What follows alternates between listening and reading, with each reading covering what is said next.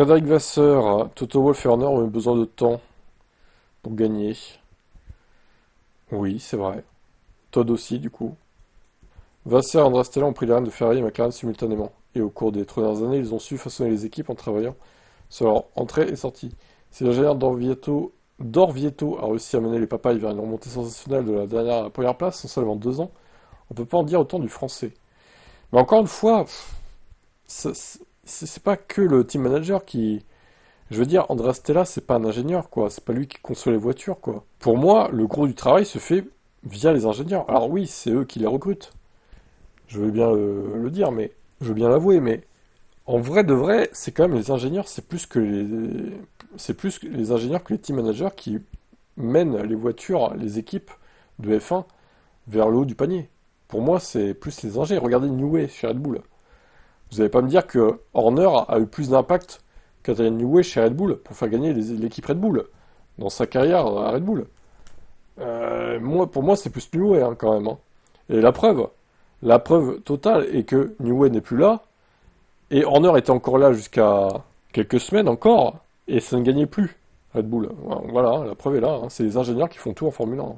Il serait injuste de comparer les deux pour dénigrer Vasseur plutôt que souligner la qualité du travail de Stella. L'histoire de la Formule 1 nous enseigne que la rapidité du retour en force de McLaren, qui s'est également produit dans un contexte de continuité technique, est exceptionnelle. Donc les mots de Vasseur. Le projet de 2026 représente un défi de taille. Nous devons tous être parfaitement coordonnés pour le gérer. On a un objectif clair et tout le monde au sein de l'entreprise avance dans la même direction. C'est un secret pour personne, Ferrari veut remporter à nouveau le championnat. Nous ferons tout pour y parvenir. Je pense que nous avons fait un grand pas en avant partout, mais il nous faut maintenant un peu plus de temps pour tout mettre en place pour le défi 2026. C'est une belle opportunité pour tout le monde. Je suis dans une situation très stimulante de gagner en F1, c'est formidable, mais gagner avec Ferrari, c'est émouvant. Ça prend du temps en général, ça prend du temps aussi chez Ferrari. Si on regarde l'histoire de la F1, Horner chez Red Bull, Jean-Todt et Maranello sont des réussites, mais elles ont nécessité plusieurs saisons. Il faut des années pour constituer une équipe et recruter les personnes que l'on souhaite avoir avec soi et ensuite. Il faut du temps pour travailler ensemble, nous voulons être très agiles en Formule 1. Mais la réalité est que nous manquons d'inertie. Je comprends sa logique, je comprends l'argumentaire. Moi, franchement, j'ai qu'une hâte, c'est d'être à 2026 avec les nouvelles voitures, nouvelle réglementation, changement, on repart de zéro. Alors certes, j'aime bien la bataille chez McLaren, hein, je suis fan de l'équipe McLaren, et j'aime bien Piastri, j'aime beaucoup Piastri. Maintenant, moi j'aurais passé très vite à 2026 en fait. Et puis Lewis aussi d'ailleurs, je pense. Parce que c'est vrai de le voir galérer comme ça fait chier quand même, putain.